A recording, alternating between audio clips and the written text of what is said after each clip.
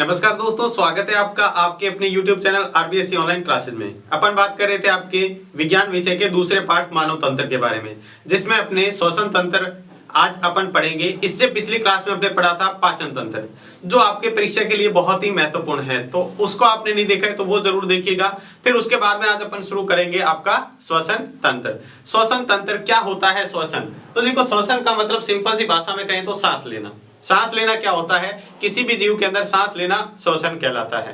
ठीक है, आपने जो आपके सिलेबस में है उसके अंदर अपने को बात करनी है मानव श्वसन तंत्र के बारे में। तो देखते हैं इसके अंदर अपने को सबसे पहले श्वसन एवं श्वसन तंत्र के अंदर देखते हैं श्वसन किसे कहते हैं। आपको पता है जब अपन भोजन करते हैं तो भोजन से क्या मिलती है? ऊर्जा। तो क्या भोजन से सीधी ऊर्जा मिल जाती है? बिल्कुल नहीं। भोजन का पहले क्या होता है? अपघटन होता है। ठीक है, यानी उससे अपने को क्या मिलता है? ग्लूकोज। यानी ग्लूकोज जो होता है उसके अपघटन से अपने को क्या मिलता है? ग्लूकोज का होता है ऑक्सीकरण। यानी ग्लूकोज का क्या होता है? ऑक्सीकरण। ग्लूकोज के ऑक्सीकरण से तीन चीजें बनती है। एक तो बनता है कार्बन डाइऑक्साइड, दूसरा बनता है जल और तीसरा बनता है ऊर्जा।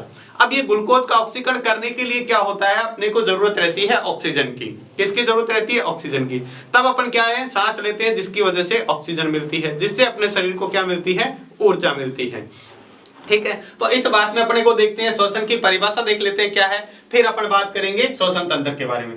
तो भोजन के ऑक्सीकरण के लिए वातावरण से ऑक्सीजन का, O2 का मतलब क्या होता है? ऑक्सीजन का शरीर के अंदर ली जाती है वातावरण में। यानी भोजन का जो है उसका ऑक्सीकरण करने के लिए क्या है? वातावरण से, यानी अपने बाहर के पर्यावरण से अपन क्या करते हैं? ऑक्सीजन शरीर के अंदर लेते हैं और ऊर्जा मुक्त होती है। आपको मैंने बताया जैसे ग्लूकोज से क्या होती है? ऊर्जा बनती है। यानी उसके ऑक्सीजन जो ऑक्सीजन का जुड़ना क्या कहलाता है? ऑक्सीकरण। आपने पढ़ा था ऑक्सीकरण, और अब चेन भी पढ़ेंगे, उसके अंदर ये पढ़ेंगे कि जो ऑक्सीजन का जुड़ना, यानी ग्लूकोज से क्या होता है? ग्लूकोज के ऑक्सीकरण से अपने को मिलती है ऊर्जा, और साथ में जल और कार्बन डाइऑक्साइड गैस निकलती है। फिर क्या होता है? ऑक्सीकरण के दौरान उत्पन्न कार्बन डाइऑक्साइड शरीर को बाहर निकाल दिया जाता है। जो कार्बन डाइऑक्साइड, आपको पता है ग्लूकोज का अपघटन होता है, यानी ग्लूकोज छोटे छोटे टुकड़ों में टूटता है, तो उससे जल, कार्बन डाइऑक्साइड और ऊर्जा मिलती है। तो कार्बन डाइऑक्साइड अपने शरीर के लिए हानिकारक होती है, उसको क्या कर दिया जाता है? बाहर निकाल दिया जाता है। ये जो ऊर्जा होती है वो एटीपी के रूप में होती है। एटीपी मतलब क्या होते हैं? अपन जिसको कह सकते हैं ऊर्जा के छोटे छोटे पैकेट अपने को प्राप्त होते हैं। तो ये था श्वसन की परिभाषा, यानी श्वसन क्या होता है। इसके बाद अपने को देखना है, अपने का जो सिलेबस के अंदर है वो मानव श्वसन तंत्र। देखो, आपको श्वसन आपकी परिभाषा दी हुई तो पूछी जा सकती है, इसलिए ये बताया है। इसके बाद में अपने देखते हैं मानव श्वसन तंत्र, जिसका चित्र आपको ये दिखाई दे रहा है, ये मानव श्वसन तंत्र का चित्र है। ठीक है, इसके बाद देखो इसमें पढ़ते हैं मानव में मुख्य रूप से श्वसन तंत्र को तीन भागों में बांटा गया है। श्वसन तंत्र को कितने भागों में बांटा गया? तीन भाग। कौन कौन से? ऊपरी श्वसन तंत्र, यानी ये जो गले का भाग होता है इससे ऊपर वाला श्वसन तंत्र ऊपरी श्वसन तंत्र, इससे नीचे वाला भाग निचला श्वसन तंत्र, और जो सबसे लास्ट में होता है श्वसन मांसपेशियां, जो सांस के अंदर लेने में काम आने वाली मांसपेशियां हैं उसको कहते हैं श्वसन मांसपेशियां। तो ये है इसके बारे में। अब देखो ऊपरी श्वसन तंत्र में कौन कौन से अंग आते हैं? निचले श्वसन। तो ऊपरी श्वसन में सबसे पहला होता है नासिका। सबसे पहले अपन सांस किससे लेते हैं? नासिका से। नासिका से भी ले सकते हैं और मुंह से भी ले सकते हैं, तो मुख हो गया। ठीक है, उसके बाद में ग्रसनी, जो अपने पढ़ा था किसमें? पाचन तंत्र में भी था ग्रसनी। और ग्रसनी के बाद में क्या है? स्वरयंत्र। स्वरयंत्र यानी अपने गले के अंदर, जिस वजह से ये आवाज मैं बोल रहा हूं आपको सुनाई दे रहा है, वो गले के अंदर एक यंत्र होता है जिसकी वजह से ये आवाज निकलती है, तो वो भी सांस में काम में आता है। तो ये है स्वरयंत्र। ये है ऊपरी श्वसन तंत्र के चार भाग, जो आपके 2020 का जो पिछला पेपर आया था उसके अंदर ये पूछा हुआ था, ऊपरी श्वसन तंत्र को समझाइए। तो ये आपको इसके बारे में लिखना था। इसके बारे में एक के बारे में आगे पढ़ेंगे। उसके बाद है निचला श्वसन तंत्र। निचले श्वसन तंत्र में क्या है? उसके बाद आती है श्वसनी, उसके बाद है श्वसनिकाएं,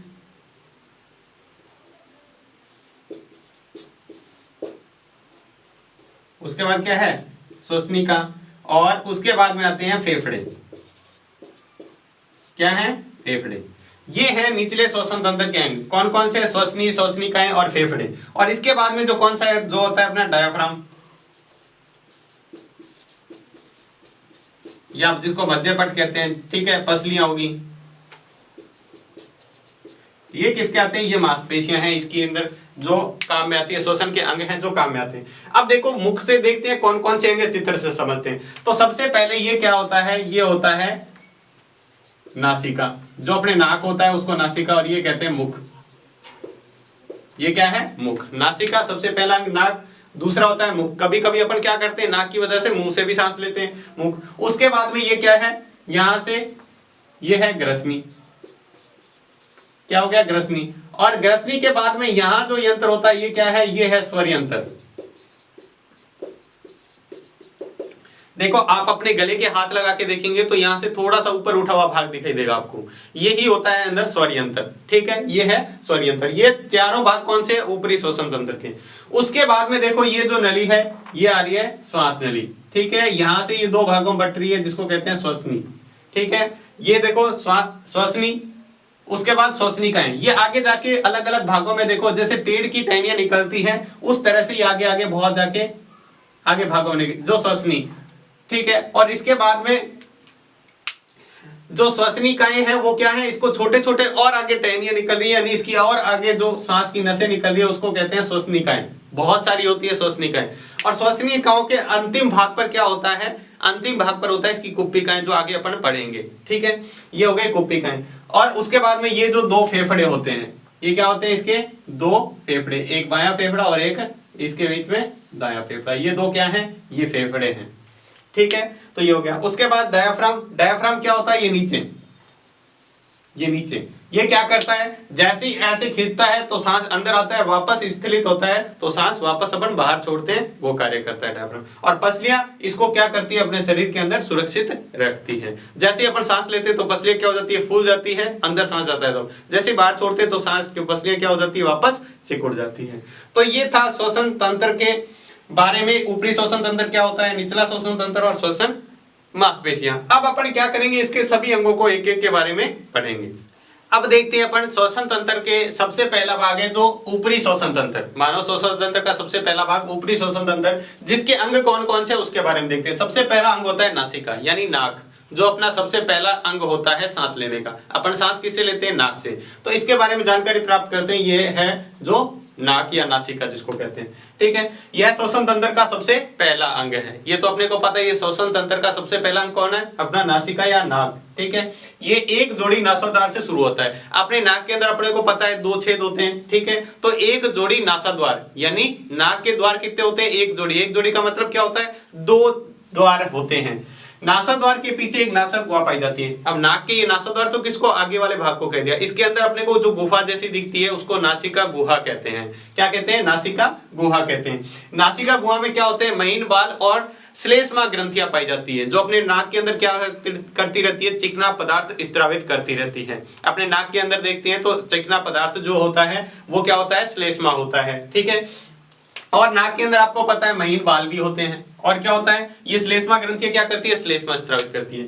श्वास वायु के कारण, सांस वायु के साथ जाने वाले धूल के कण, पराग कण, फफूंद आदि को रोकते हैं। ये जो श्लेष्मा है और ये जो महीन बाल हैं, ये एक विशेष कार्य करते हैं। अपन सोचते हैं ये नाक के अंदर बाल का क्या कार्य है, और श्लेष्मा ये अपने नाक के अंदर जाने वाले तो धूल मिट्टी के कण हैं, ठीक है, या कोई हानिकारक जीव, सूक्ष्म जीव जा रहे हैं उसको रोकती है। और साथ में क्या है, जो फफूंद वगैरह है इसको अंदर जो फेफड़ों में जाने से ये रोकते हैं। नाक कुछ तो बाल कार्य करते हैं, बाकी जो पदार्थ होता है जो श्लेष्मा के अंदर साइड में क्या होता है, वो कण जाके चिपक जाते हैं, जिससे अपने फेफड़ों के अंदर शुद्ध वायु पहुंचती है।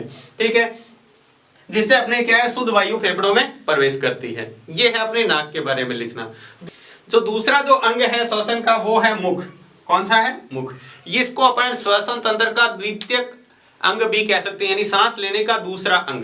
अगर अपन नाक को बंद कर ले तो भी मुख से सांस ले सकते हैं। लेकिन इसमें एक विशेष बात आपको ध्यान रखनी है कि जो ये द्वितीयक अंग के रूप में कार्य तो करता है, लेकिन आवश्यकता होने पर मुख का भी यानी सांस लिया जा सकता है। जैसे अपने शरीर को अगर आवश्यकता है, नाक से सांस नहीं आ रहा है, जैसे अपने को जुकाम वगैरह लग जाता है तो फिर नाक से सांस नहीं आता है तो अपन मुख से सांस ले सकते हैं। लेकिन आप यहाँ पर एक बात सोचेंगे कि अगर मुख से सांस लेते हैं तो क्या वायु इतनी शुद्ध जाएगी जितनी नाक से जाती है? क्योंकि नाक के अंदर तो रोम होते हैं, जो महीन बाल होते हैं और श्लेष्मा होती है, उस वो वायु को शुद्ध कर देती है। लेकिन मुख से लेने वाली सांस क्या है, वायु जो सांस होता है वो शुद्ध नहीं होता है। ध्यान रखना, जो अपन मुख से सांस लेते हैं वो शुद्ध नहीं होता है। तो जितना अपने को हो सके पॉसिबल अपने को नाक से ही सांस लेना चाहिए। तो ये था पहला और दूसरा अंग। देखो पहला अंग क्या है, सूक्ष्म नासाद्वार के अंदर क्या होता है, एक जोड़ी नासाद्वार पाए जाते हैं। उसके बाद में नासाद्वार के पीछे क्या होती है, नासा गुहा होती है। नासा गुहा में क्या होते हैं, महीन बाल होते हैं और श्लेष्मा ग्रंथि होती है जो श्लेष्मा का स्रावित करती है, जिसकी वजह से क्या होता है अपने जो धूल के कण, पराग कण और फफूंद होते हैं वो नाक के अंदर जाने से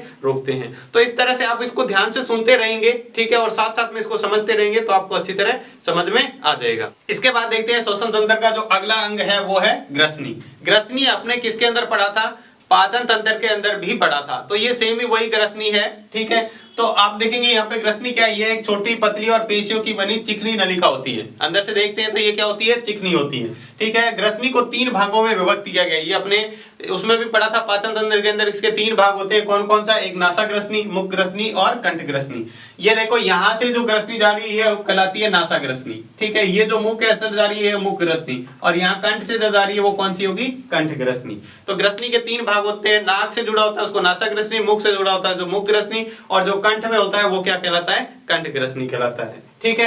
अब बात करें इसका ग्रसनी का कार्य क्या है। तो ग्रसनी में देखो एपिग्लोटिस घाटी ढक्कन पाया जाता है, जो क्या करता है अपने भोजन को सांस लेने में जाने से रोकता है। जो अपने किसके अंदर पढ़ा था, पाचन तंत्र के अंदर भी पढ़ा था कि ये जो इसके अंदर जो एपिग्लोटिस होता है अंतिम सिरे पर, जो इसके ग्रसनी के वो क्या है, ये सबसे अंतिम सिरे पर होता है, ग्रसनी के अंतिम सिरे पर ये एपिग्लोटिस क्या करता है, या घाटी ढक्कन जिसको कहते हैं, ये भोजन को सांस नली में जाने से रोकता है। यानी सांस को किस में जाने देता है, सांस नली में जाने देता है, सांस को भोजन नली में भी जाने से रोकता है, ध्यान रखना, ठीक है, ये कार्य करता है, ठीक है। और आपको ये ध्यान रखना इसके अंदर भी ये चिकना पदार्थ होता है कि कुछ इसके अंदर भी क्या होती हैं, अगर मान लो सांस अपन लेते हैं तो कुछ अगर रेत के कण उसमें भी चले जाते हैं तो इसको रोक लेता है, ठीक है। तो ये हो गया इसके बारे में, ग्रसनी के बारे में। अब ग्रसनी से जो अगला सिरा आता है ये वाला देखो, ये जो कंठ कहलाता है, जो अपने यहाँ पर हाथ लगा के देखें तो ऊपर जो इस सिरा उठा होता है जिसको कंठ या लेरिक्स कहते हैं, कंठ या लेरिक्स कहते हैं। देखो ये क्या होता है, कंठ ग्रसनी को सांस नली से जोड़ता है। ये देखो ये नीचे है, ये सांस नली है, और ऊपर क्या है, ग्रसनी है। कौन सी, कंठ ग्रसनी, सबसे निचला भाग। तीसरा भाग कौन सा होता है ग्रसनी का, कंठ ग्रसनी। यानी कंठ ग्रसनी और सांस नली को जोड़ने का भाग कौन करता है, एक छोटी सी संरचना होती है जिसको कहते हैं स्वरियंत्र, ठीक है। इसको स्वरियंत्र क्यों कहते हैं वो भी देखेंगे अभी। इसमें ये क्या होता है, 9 प्रकार की उपास्थि, उपास्थि मतलब हड्डियों से, ठीक है, हड्डियों से मिलकर बना होता है। एक विशेष प्रकार की हड्डियां होती है जिनसे मिलकर ये बना होता है। कितने प्रकार की, 9 प्रकार की हड्डियों से मिलकर अपना जो स्वरियंत्र है वो बना होता है। इसके अंदर क्या होता है, श्लेष्मा झिल्लियां पाई जाती है, बहुत पतली सी, जैसे अपने प्याज के ऊपर देखा होगा पॉलीथीन जैसी झिल्ली होती है, वैसी अपने इस स्वरियंत्र के अंदर झिल्ली होती है। वो क्या करती है, जब भी अपन बोलते हैं तो अपन, जब भी आप बोलेंगे ना तो मुंह के पास हाथ लग के देखेंगे तो मुंह से हवा बाहर निकलती है। तो बोलने की कोशिश करते हैं तो जैसे ही हवा बाहर निकलती है तो वो क्या करती है, उस झिल्ली पर, यहाँ पर जो कंठ के अंदर झिल्ली है उससे टकराती है। उससे टकराने से क्या है, ये जो बोलने की ध्वनि है, मैं आप बोल रहा हूं आपको सुनाई दे रहा है, ठीक है, ये इसी के कारण होता है। तो किसी भी बोलने का कारण क्या है, ये जो स्वरयंत्र के अंदर जो झिल्लियां होती है उस झिल्ली को क्या कहते हैं, स्वर रज्जु कहते हैं। क्या कहते हैं, स्वर रज्जु, ठीक है। ये स्वर रज्जु के कारण ये क्या होते हैं, अपन बोल पाते हैं। ये जो अपनी जो ध्वनियां उत्पन्न होती है, अपन अलग अलग तरह से आवाज निकालते हैं, बोलते हैं, ये अलग अलग प्रकार से बोल पाते हैं। ये सारा किसके कारण होता है, इस स्वर यंत्र के कारण जिसके अंदर होती है संरचना स्वर रज्जु के कारण, ठीक है। तो ये था अपने बोलने का कारण क्या है इसके बारे में, और ये था इसका ऊपरी श्वसन तंत्र के 4 अंग। कौन कौन से, देखो सबसे पहले नासिका, उसके बाद मुख, उसके बाद ग्रसनी, और अंतिम है चौथा स्वरियंत्र या लेरिक्स जिसको कहते हैं। ये अपना कंप्लीट हुआ ऊपरी श्वसन तंत्र। तो अब देखते हैं अपना निचला श्वसन तंत्र। अपने तक अपने पढ़ा था वो था ऊपरी श्वसन तंत्र, अब देखते हैं निचला श्वसन तंत्र। निचले श्वसन तंत्र के अंदर आपको बताया था सबसे पहला होता है सांस नली, फिर क्या होता है श्वसनिकाएं, ठीक है। सांस नली के बाद क्या आती है, श्वसनिकाएं और फेफड़े, ये 3 अंग हैं इसके। तो देखो सबसे पहले सांस नली, यह एक लंबी पतली और पेशियों की बनी नलिका होती है। जो सांस नली है, देखो ये सांस नली है, ये है सांस नली, लंबी पतली और पेशियों की बनी नलिका होती है, ठीक है। इसके अंदर सी आकार के उपास्थि वलय पाए जाते हैं, या सी आकार के वलय का मतलब छल्ले पाए जाते हैं। सी आकार के यानी इस तरह के आकार के क्या है, वलय पाए जाते हैं। ये क्या करते हैं, अपने गले के अंदर आप हाथ लगा के देखोगे तो आपको दिखेगा जैसे इस तरह से, इस तरह की आकृति आपको दिखेगी। ये क्या है, वलय आपको अंगुलियां जैसे है ना, वैसे ही बहुत सारे वलय होते हैं, ये एक दूसरे के आगे ऐसे जुड़े होते हैं। इस तरह से आप देखोगे तो इस तरह से होते हैं, ठीक है। ये क्या करते हैं, ये जो अपनी सांस नली होती है अंदर से काफी चिकनी होती है, ठीक है। जब भी अपन सांस लेते हैं तो ये क्या है, आपस में नहीं चिपक जाए इसको अलग रखने के लिए ये वलय या छल्ले काम करते हैं, यानी सांस नली को आपस में चिपकने से रोकते हैं ये वलय। और क्या काम है, ये सांस को गर्दन से वक्ष स्थल यानी अपने चेस्ट तक पहुंचाने का काम करती है। यहाँ जो अपने चेस्ट होते हैं वहां तक पहुंचाती है कौन, सांस नली, ठीक है। यहां पर पहुंचाने के बाद में ये सांस नली है, देखो पहले यहां से आ रही है, फिर यहां से पहुंचाने के बाद में क्या है, दो अलग अलग फेफड़ों में ऐसे विभक्त हो जाती है।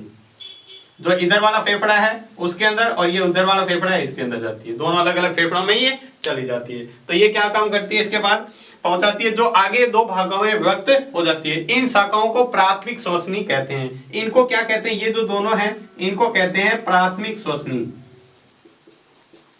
क्या कहते हैं, प्राथमिक श्वसनी, ठीक है। आगे अपन पढ़ेंगे ये जो श्वसनी है, देखो ये दो अलग अलग भागों में यहाँ पर विभक्त हो गई, एक इधर वाला भाग एक इधर वाला भाग, ठीक है। तो ये होती है प्राथमिक श्वसनी कहते हैं। ये था आपका श्वास नली के बारे में पहला अंग किसका, निचला श्वसन तंत्र का। इसके बाद देखते हैं जो निचला श्वसन तंत्र है उसका अगला आ गया श्वसनी। कौन सा, श्वसनी। आपने देखा था जो श्वास नली है ये होती है श्वास नली, आगे जाकर ये दो भागों में बढ़ जाती है जिसको अपन क्या कहते हैं, श्वसनी कहते हैं, ठीक है। ये अपने अपने फेफड़ों के अंदर जाती है, श्वसनी है वो अपने अपनी तरफ के फेफड़ों में जाती है, ठीक है, दो भागों में। आगे वृक्क स्थल में प्रवेश करने के बाद ये दो भागों में जो सांस नली है वो दो भागों में विभक्त हो जाती है, जिसको अपन क्या कहते हैं, श्वसनी या प्राथमिक श्वसनी कहते हैं। क्या कहते हैं, प्राथमिक श्वसनी कहते हैं, ठीक है। इसके प्रत्येक भाग को श्वसनी कहते हैं। अब ये प्रत्येक भाग है इसको श्वसनी कहते हैं, या इसको प्राथमिक श्वसनी भी कह सकते हैं। अब ये प्राथमिक श्वसनी है वो आगे जाकर अलग अलग भागों में विभक्त हो जाएगी, ठीक है, इसको द्वितीयक श्वसनी कह देंगे। ये आगे जाके और भागों में विभक्त हो जाएगी, इसको तृतीयक श्वसनी कह देंगे, ठीक है।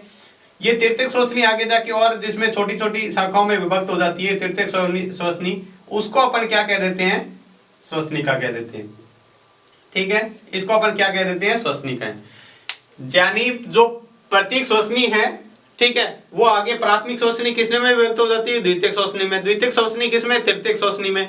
तृतीयक श्वसनी आगे जाके श्वसनिकाओं में विभक्त हो जाती है। लेकिन अपन यहाँ पर इसको ऐसे भी लिख सकते हैं, प्रत्येक श्वसनी अपनी अपनी ओर के फेफड़ों में प्रवेश करती है और प्रवेश करने के बाद ये अनेक सूक्ष्म भागों में, जब ये अनेक सूक्ष्म भागों में विभक्त हो जाती है उस प्रत्येक सूक्ष्म भाग को क्या कहते हैं, श्वसनिका कहते हैं। क्या कहते हैं, श्वसनिका कहते हैं, ठीक है। प्रत्येक श्वसनिका के अंतिम भाग पर कुप्पिकाएं पाई जाती है, यानी छोटी छोटी गुब्बारे जैसी संरचना पाई जाती है। कैसी, गुब्बारे जैसी छोटी छोटी संरचना पाई जाती है, जैसे ये इस तरह की संरचना। यहाँ पर क्या होती है, जो रक्त की नसें होती है वो इसके अंदर आती है, यहाँ से जिसे केशिकाएं कहते हैं, वो क्या होते हैं, इसके अंदर आती है। अंदर आने के बाद में क्या करती है, यहाँ से कौन सी गैस ली अपने सांस के अंदर, ऑक्सीजन। तो यहाँ से ऑक्सीजन को लेती है और शरीर के सभी अंगों तक पहुंचाती है। और जो कार्बन डाइऑक्साइड है उपयोग करने के बाद में जो कार्बन डाइऑक्साइड आती है वो यहाँ पर छोड़ जाती है, वो अपन शरीर से वापस बाहर कर सकते हैं। तो इस तरह का काम है वो किसका है, श्वसनिका, ठीक है। तो ये दो भागों में, हृदय के अंदर ये देखो यहाँ पर दो भागों में विभक्त होती है, ये क्या है, जिसको कहते हैं श्वसनी। आगे जाकर श्वसनी क्या है, प्राथमिक श्वसनी में, फिर द्वितीयक में, फिर तृतीयक में, और तृतीयक जाकर बहुत सारी छोटी छोटी शाखाओं में विभक्त हो जाती है, जिन शाखाओं को क्या कहते हैं, श्वसनिकाएं कहते हैं, ठीक है। तो ये था श्वसनी के बारे में। इसके बाद देखते हैं निचला श्वसन तंत्र का अगला अंग है जो है फेफड़े या फुफ्फुस भी जिसको कहते हैं, ठीक है। फेफड़े क्या है, देखो मनुष्य में एक जोड़ी या दो फेफड़े, एक जोड़ी का मतलब क्या होता है, दो फेफड़े। जैसे आपने कहा था नासा द्वार में क्या होते हैं, दो नासा गुहा या नासा छिद्र होते हैं, जैसे नाक के एक जोड़ी होते हैं, एक जोड़ी का मतलब दो। वैसे ही फेफड़े भी क्या होते हैं, दो फेफड़े होते हैं, एक दायां और एक बायां फेफड़ा होता है, ठीक है। इसके बाद बात करें ये जो फेफड़ा होता है ये क्या होता है, लचीला, कोमल और हल्के गुलाबी रंग का होता है। जो फेफड़ा होता है वो लचीला होता है, स्पंज जैसा, जैसा स्पंज होता है वैसा लचीला, कोमल और क्या होता है, गुलाबी रंग का होता है, ठीक है। हृदय के पार्श्व में पाया जाता है। ये जो फेफड़ा होता है ये कहां पर पाए जाते हैं, हृदय के पार्श्व में, हृदय के दाएं बाएं पाए जाते हैं। उसके बाद में देखो प्रत्येक फेफड़े में सूक्ष्म नलिकाओं का जाल पाया जाता है। क्या पाया जाता है, जाल, सूक्ष्म जाल। जो आपने क्या कहा था, जिसको आपने लास्ट में कहा था, जो श्वसनिकाएं कहा था, वो क्या है, इसका जाल पाया जाता है, ठीक है। इनको क्या कहते हैं, जिन्हें श्वसनिकाएं कहते हैं। इन श्वसनिकाओं के अंतिम सिरे पर कुप्पिकाओं में रूपांतरित होते हैं, यानी इनके अंतिम सिरों पर क्या पाया जाता है, जो श्वसनिकाएं हैं इनके अंतिम सिरों पर कुप्पिकाएं पाई जाती है। ये कुप्पिकाएं आपको पता है क्या काम करती है, ये गैसों का विनिमय करती है, यानी ऑक्सीजन को लेकर जाने का और कार्बन डाइऑक्साइड को वापस लेके आने का, वहां पर छोड़ने का कार्य वहीं पर होता है इन कुप्पिकाओं के अंदर, ठीक है। प्रत्येक फेफड़े में लगभग 30 मिलियन कोशिकाएं पाई जाती हैं। कितनी? 30 मिलियन, यानी अपन बात करें तो 3 करोड़ एक फेफड़े के अंदर इतनी कोशिकाएं पाई जाती हैं, ठीक है। उसके बाद देखें, दायां फेफड़ा बाएं फेफड़े से क्या होता है, लंबाई में तो कम होता है लेकिन चौड़ाई में अधिक होता है। जो अपना दायां फेफड़ा होता है, ठीक है, ये इधर वाला जो फेफड़ा है वो दायां फेफड़ा, इधर वाला होता है वो बायां फेफड़ा। ये इधर वाला दायां फेफड़ा, इधर वाला बायां। ये जो दायां फेफड़ा होता है, ठीक है, वो बाएं फेफड़े से इधर वाले फेफड़े से लंबाई में तो कम होता है लेकिन चौड़ाई में क्या होता है, अधिक होता है। ये लिखा हुआ है, ठीक है। तो ये था अपने फेफड़ों के बारे में, ठीक है। तो अगर आपने ये चीजें अच्छी तरह कर ली तो आपका जो श्वसन तंत्र है लगभग कंप्लीट हो जाता है, ठीक है। इसके बाद में अपने को जो अंतिम भाग रहता है वो है श्वसन कोशिका, मांसपेशियां कौन सी होती है उसके बारे में बात करेंगे। ये था आपका पूरा निचला श्वसन तंत्र, जिसके अंदर आपने क्या 3 अंग पढ़े। एक तो श्वसनी, दूसरा पढ़ा था श्वसनिकाएं, और तीसरा क्या है, फुफ्फुस या फेफड़े। इसके बाद देखते हैं जो अगला भाग है वो तीसरा, यानी श्वसन मांसपेशियां। पहले अपने पढ़ा ऊपरी श्वसन तंत्र, उसके बाद निचला श्वसन तंत्र, अब अंतिम भाग जिसको अपन कहते हैं श्वसन मांसपेशियां, यानी श्वसन तंत्र के अंदर काम आने वाली मांसपेशियां कौन कौन सी है उसके बारे में देखते हैं। तो आपको पता है सांस लेने व छोड़ने के लिए कुछ मांसपेशियों की आवश्यकता पड़ती है। अपन जो सांस अंदर लेते हैं और बाहर छोड़ते हैं, इसके लिए अपने को शरीर की कुछ मांसपेशियों की जरूरत अपने को पड़ती है, ठीक है। सांस का कार्य मुख्य रूप से डायफ्राम द्वारा किया जाता है। जो डायफ्राम या जिसको मध्यपट कहते हैं, ये जो फेफड़ों के नीचे होता है, इसके द्वारा किया जाता है, ठीक है। ये क्या करता है, जब इसमें संकुचन होता है, ठीक है, तो क्या होती है, नाक से अपनी सांस क्या है फेफड़ों तक पहुंचता है, जिसके इसके संकुचन से यानी आपस में सिकुड़ने से क्या होता है, जो सांस है वो किसके अंदर पहुंचता है, यहां से नाक से होते हुए फेफड़ों में पहुंचता है। और जब ये स्थिलन होता है, वापस फैलता है, तब क्या होता है, ये जो सांस है वो वापस कहां से, फेफड़ों से बाहर निकल जाता है। जो अपने सांस बाहर छोड़ते हैं तो नासा से बाहर छोड़ दिया जाता है। तो सांस अंदर लेने और बाहर जो कार्य है मुख्य रूप से किसके द्वारा किया जाता है, वो अपने किया जाता है इसके द्वारा, डायफ्राम, वो किया जाता है डायफ्राम द्वारा, या जिसको मध्यपट कहते हैं। इसके संकुचन से और स्थिलन से क्या होता है, संकुचन से अपन सांस अंदर ले पाते हैं और इसके स्थिलन से सांस बाहर छोड़ पाते हैं, ठीक है। इसके साथ साथ अपने क्या होती है, पसलियों में भी एक विशेष प्रकार की मांसपेशियां पाई जाती है। जो अपनी पसलियां होती है, ये अपन जो चेस्ट के अंदर जो हड्डियां होती है पसलियां, ठीक है, यहाँ पर जो चित्र में दिखाई गई ये पसलियां, ये भी क्या करती है, इसके अंदर भी विशेष प्रकार की मांसपेशियां पाई जाती है, जो क्या करती है, इस डायफ्राम के संकुचन और स्थिलन में सहायता करती है, मदद करती है। तो ये था किसके बारे में, श्वसन मांसपेशियां अपने शरीर के अंदर कौन कौन सी है जो श्वसन तंत्र के साथ कार्य करती है। तो ये था श्वसन तंत्र का तीसरा भाग। तो देखो श्वसन तंत्र की जो मांसपेशियां थी, इसके बाद में देखो श्वसन की क्रिया। श्वसन की क्रिया में क्या होता है, जो डायफ्राम होता है उसके संकुचन से, यानी उसके क्या होता है, संकुचन से अपने क्या होता है, सांस अंदर लेते हैं, ठीक है। जो सांस अंदर जाने के बाद कहां पहुंचता है, फेफड़ों के अंदर जो श्वसनिकाएं होती है वहां से उसके पास में जो कुपिकाएं होती है वहां तक पहुंचता है। वो कुपिकाएं क्या करती है, फिर सांस को अलग अलग भागों तक, शरीर के सभी भागों तक रक्त के साथ भेज देती है, ठीक है। तो यहाँ पर अपन दो बात करेंगे, श्वसन की क्रिया 2 प्रकार की होती है, एक बाह्य श्वसन, एक आंतरिक श्वसन। बाह्य श्वसन का मतलब क्या होता है, जो अपन सांस अंदर लेते हैं, ठीक है, सांस अंदर लेने के बाद में क्या होता है, सांस कहाँ पहुंचता है, यहाँ से अपने सांस अंदर लिया, फिर यहाँ से ये क्या है, सांस ली, फिर श्वसनी, श्वसनी से श्वसनिकाएं, और श्वसनिकाओं के अंत में क्या लगा होता है, कुप्पिकाएं, वहां तक पहुंचती है। कुप्पिकाओं के पास में क्या जुड़ा होता है, जो रक्त की नलिकाएं होती है वो क्या करती है, वहां से ऑक्सीजन लेके जाती है और कार्बन डाइऑक्साइड छोड़ के जाती है। फिर वापस से वो जो कार्बन डाइऑक्साइड छोड़ के गई है वो क्या होती है, यहाँ से होते हुए वापस नासिका से बाहर कर दिया जाता है। ये तो हुआ बाह्य श्वसन। और आंतरिक श्वसन क्या होता है, आंतरिक श्वसन मतलब जो कोशिकाओं से जो रक्त है, जो रक्त होता है वो कोशिकाओं से ऑक्सीजन को लेके सभी की सभी कोशिकाओं तक पहुंचाता है। जो शरीर की सभी कोशिकाएं होती है उन तक पहुंचाता है। वो कोशिकाएं क्या करती है, वो तक क्या करते हैं, परासरण के द्वारा गैसों का विनिमय करते हैं, यानी अपने शरीर को क्या करते हैं, ऑक्सीजन जितनी चाहिए उनका क्या कर देते हैं, उपयोग कर लेते हैं वो। क्योंकि जो ऑक्सीजन है वो भोजन के ऑक्सीकरण के लिए ऊर्जा, जिसे भोजन के ऑक्सीकरण से क्या होती है, ऊर्जा प्राप्त होती है, तब वहां पर क्या चाहिए, ऑक्सीजन। तो वहां पर उपयोग, जैसी ऊर्जा बन जाती है उसके बाद में क्या होता है, उसके साथ में कार्बन डाइऑक्साइड गैस बनती है। वो कार्बन डाइऑक्साइड वापस कोशिकाओं से लेके रक्त कहां तक पहुंचाता है, इन कुप्पिकाओं तक पहुंचाता है। ये जो क्रिया होती है वो होती है आंतरिक श्वसन। तो ये था आपका पूरा श्वसन तंत्र। तो आज की क्लास में बस इतना ही। क्लास आपको कैसी लगी हमें कमेंट बॉक्स में लिखकर जरूर बताएं। अगर आपको ये श्वसन तंत्र अच्छे से समझ में आ गया तो इस वीडियो को लाइक जरूर कीजिएगा। तो आज की क्लास में बस इतना ही। धन्यवाद।